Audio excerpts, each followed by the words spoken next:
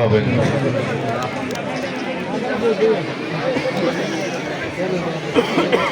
দীর্ঘ প্রতীক্ষার পর আমরা একটি সুষ্ঠু নির্বাচনের পথে হাঁটছি। আগামী 12ই ফেব্রুয়ারি সেই আমাদের কাঙ্ক্ষিত নির্বাচন। আমরা সেই নির্বাচনের জন্য সকলেই প্রস্তুত। সকলে প্রস্তুত আছেন না? আমরা সকলে প্রস্তুত, পুরো জাতি প্রস্তুত, শুধুমাত্র একটি দল ছাড়া, যারা এখনো চায় না 12 তারিখে নির্বাচন হোক, যারা এখনো চায় না এই দেশের জনগণ শান্তিতে থাকুক, গণতন্ত্রে ফিরে আসুক, এমনটা তারা এখনো চায় না।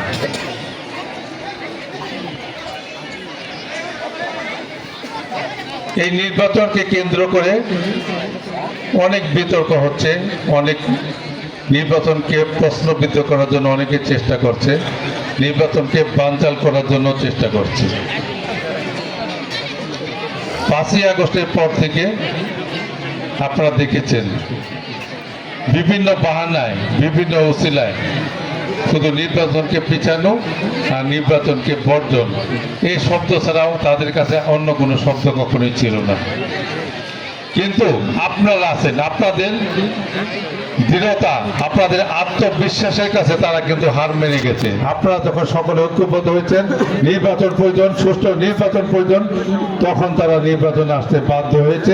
কিন্তু ষড়যন্ত্র এখনো থামে নাই, ষড়যন্ত্র করেই চলছে। যেদিন তফসিল ঘোষণা হলো, তফসিল ঘোষণা মানেই তো নির্বাচনের প্রক্রিয়া শুরু হলো। ঠিক তার পরের দিনই দিনে দুপুরে ইনকলাব মঞ্চের আহ্বায়ক হাদিকে গুলি করে খুন করা হলো। এই যে সাংবাদিক ভাইরা আছেন, প্রথম আলো, ডেইলি স্টার সহ অনেক সংবাদপত্রের অফিস জালে পড়ে সরকার করে দেওয়া হলো, অনেক সরকারি প্রতিষ্ঠানে আগুন দেওয়া হলো। এগুলো সব কিছুই হলো নির্বাচনটাকে বানচাল করার জন্য, নির্বাচনটাকে প্রশ্নবিদ্ধ করার জন্য। তারা কিন্তু 12 তারিখ পর্যন্ত চেষ্টা করব নির্বাচনটাকে কিভাবে প্রশ্নবিদ্ধ করা যায়। অনেক উস্কানি আসবে, অনেক মিথ্যা তথ্য আসবে, অনেক ভিডিও বানানো বিটানো পাতানো ভিডিও দেখবেন, অনেক যাহা মিথ্যা কথা দেখবেন, আপনাদের কাছে আসবে। কিন্তু আপনারা ঠান্ডা মাথায় এগুলো সব মোকাবেলা করবেন এবং সবকিছু যাচাই বাছাই করে চিন্তা করবেন। খালি একটি উদাহরণ আপনাদেরকে দিই। গত 3 দিন আগে জয়কৃষ্ণপুর ইউনিয়নে জামাতের কর্মীকে মারছে বলে নবগঞ্জের থানায় যে ক্যান্ডিডেট সহ তার নেতৃবৃন্দ থানায় যায় মব তৈরি করলো। থানা ঘেরাও করবে, পুলিশের উপর আক্রমণ করবে, এমনই অবস্থা। মিছিল স্লোগান শুরু করলো। তাদের কর্মীকে মারা হয়েছে, বিএনপি লোকজন মেরেছে।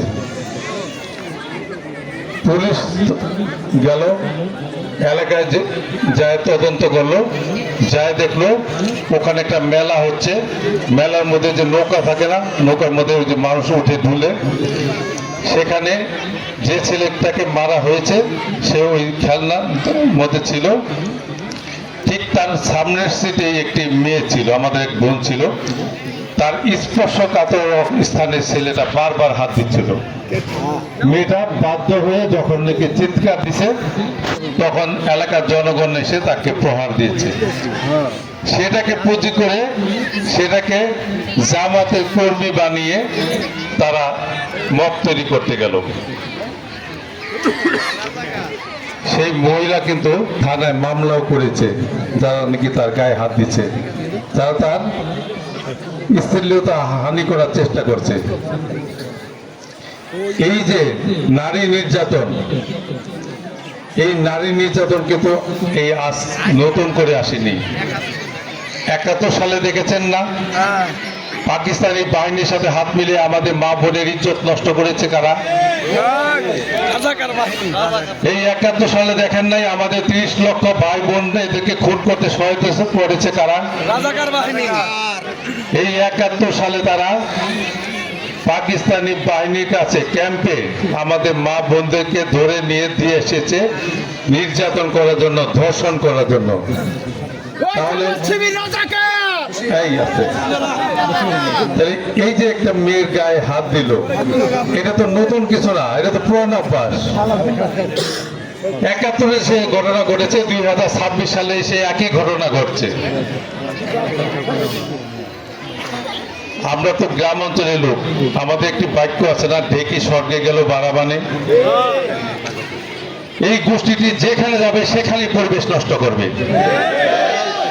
এই গোষ্ঠীটি যেখানে যাবে সেখানে জাতির বিরুদ্ধে অবস্থান নিবে। আমরা সবাই দেশপ্রেমিক লোক, আমরা সবাই দেশটাকে ভালোবাসি না? দেশটা ভালোভাবে চলুক আমরা এটা চাই না? নতুন প্রথম ভোটার যারা কখনো রাজনীতি করেনি, আমরা চাই না ওদের কাছে রাষ্ট্রের হাল ধরাই দিতে। 15-16 বছর একটি গ্যাপ, এই গ্যাপের মধ্যে রাজনীতিও তো একটা শূন্যতা এসে গেছে।